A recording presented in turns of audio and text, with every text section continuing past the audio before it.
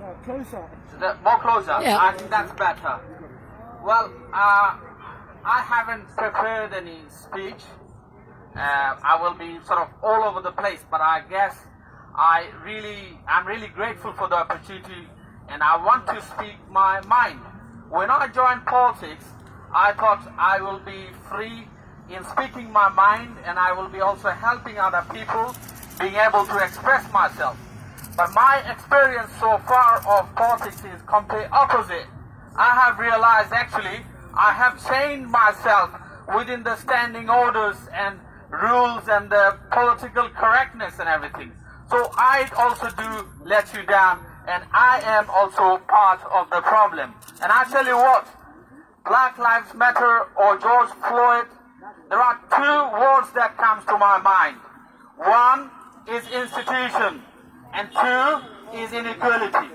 How institutions are sustaining inequality. And that's at the root of the problem that we are facing.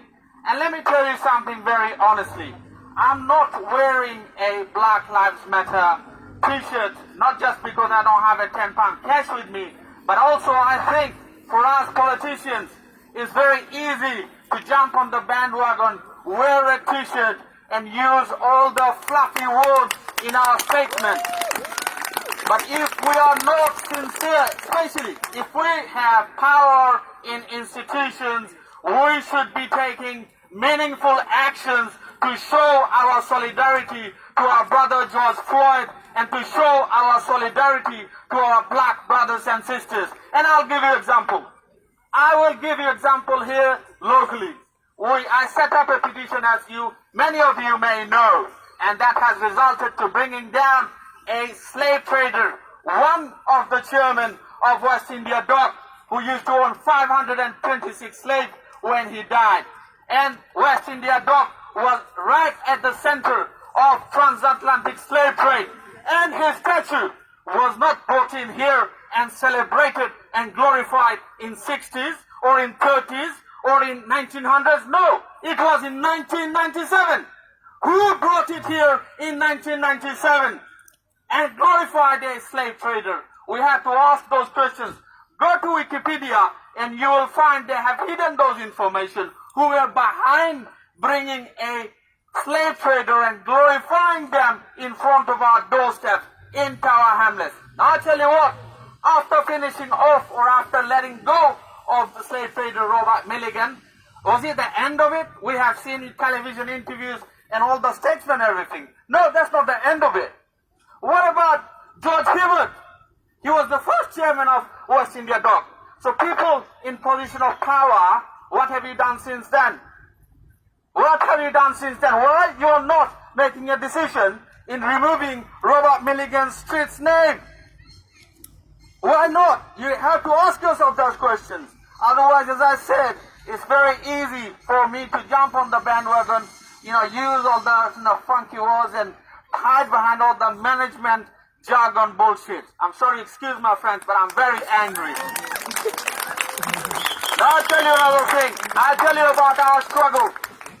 I tell you, when I walked past Novotel Hotel to have a room, probably in one of the penthouse type of room, you'll spend 500, 600 pounds. And by the time I reach Samudra Estate, St. John Estate, where my brothers and sisters and uncles living in overcrowded homes, 8, 9 of them in one single bedroom flat. Nothing's being done for the last 30, 40 years. And I'll tell you what, my auntie or my uncle or my brother who's driving or who's a cab driver, he doesn't earn even 400 pounds, which is not even cost of that expensive hotel room in Novotel Hotel. You can make a note of that. Now that's just to do with housing. Look at education. Look at education in primary schools and the secondary schools. All my sisters and mothers and brothers, they are midday meal supervisor or maximum teaching assistant. Why they haven't been progressing? Why in the senior leadership of education we only have 2 amongst all schools? So don't tell me you're going to commission another report. Don't tell me you're going to commission another thing to just put it in the long grass, as they call it. take action now if you really mean that Black Lives Matter. Otherwise, again, you can probably fool all of us. Only we all go back to home. And once all this is over, we go back to normality. But my brothers and sisters, let's make George Floyd's life valuable. And it has already been valuable. I think he was an angel sent.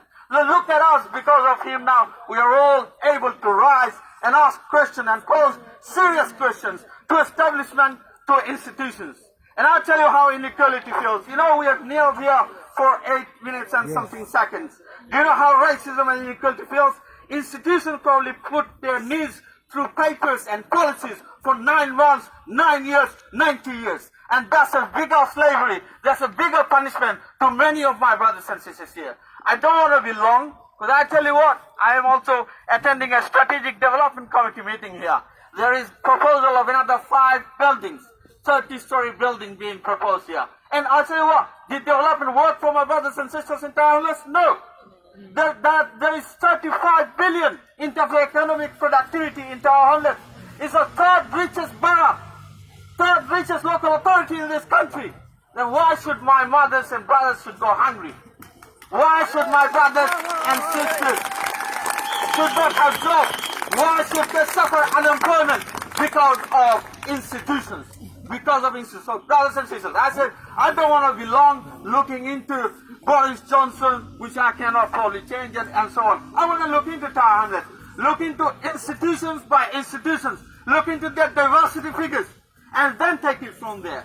Thank you so much. I'm sorry if I was all over the place. But my love is so united to all people. Well done, brother. Well done, well done, brother. Well done.